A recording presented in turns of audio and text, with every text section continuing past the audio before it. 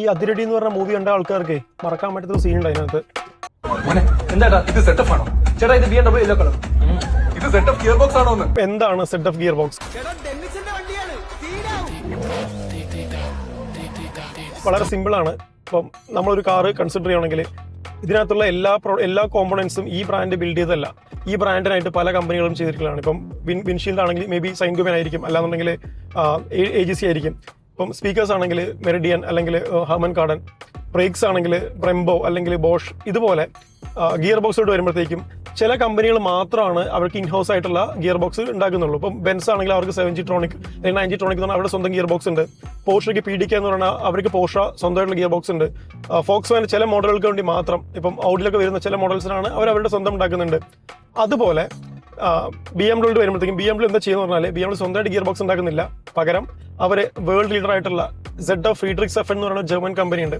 ആ കമ്പനിയായിട്ട് അസോസിയേറ്റഡ് ആയി. എന്നിട്ട് അവരുടെ ഏറ്റവും ഫേമസ് ആയിട്ടുള്ള ഗിയർ ബോക്സ്, ഇപ്പം BMW കാറുകൾ ഏറ്റവും ഫേമസ് ഗിയർ ബോക്സ് ആണ് ZF 8HP എന്ന് പറയുന്നത്. 8 സ്പീഡ് ഓട്ടോമാറ്റിക്. ഈ കാറിലും കൂടെ വരുന്ന ഗിയർ ബോക്സ് അതാണ് 8 സ്പീഡ് ഓട്ടോമാറ്റിക് ഗിയർ ബോക്സ്. ഇത് ZFന്റെ one of the best gear ബോക്സിൽ ഒരെണ്ണമാണ്.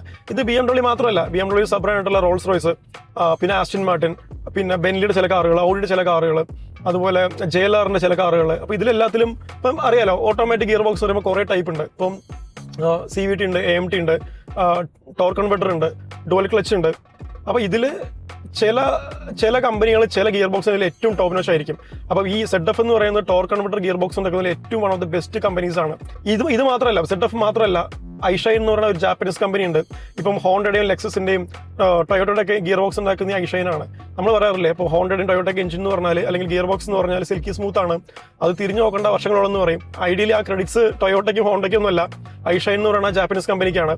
അതുപോലെ ഗെട്രാക്ക് എന്ന് പറയുന്ന വേറൊരു കമ്പനി ഉണ്ട്. ഗെട്രാക്ക് എന്ന് പറയുന്നത് BMW തന്നെ അപ്പം M കാർസ് ഉണ്ടല്ലോ, M2, M3, M4 ഉപയോഗിക്കുന്ന മാനുവലിലോ അല്ലെങ്കിൽ ഡീസലിലോ വരുന്ന ഗിയർ ബോക്സ് ഉണ്ടാക്കുന്ന കമ്പനിയാണ് ഈ പറഞ്ഞ ഗെട്രാക്ക് എന്ന് പറയുന്നത്. സോ ഇങ്ങനെ കുറേ കമ്പനി ഉണ്ട്. നമ്മൾ കാണുമ്പോൾ ഇത് BMW ഗിയർ ബോക്സ് അല്ലെങ്കിൽ ഔഡിയുടെ എന്ന് പറയുമെങ്കിലും ഇതൊക്കെ പ്രൊവൈഡ് ചെയ്യുന്നത് പോലെ തേർഡ് പാർട്ടി കമ്പനീസ് ആണ്. സോ ഇനി എന്താണ് ZF എന്ന് ചോദിച്ചു കഴിഞ്ഞാൽ ഇത് ഫുള്ളി ഓട്ടോമാറ്റിക് മഞ്ഞ BMW എന്ന് പറയേണ്ട ആവശ്യമില്ല. പകരം ZF 8HP എന്ന് പറഞ്ഞാൽ മതി.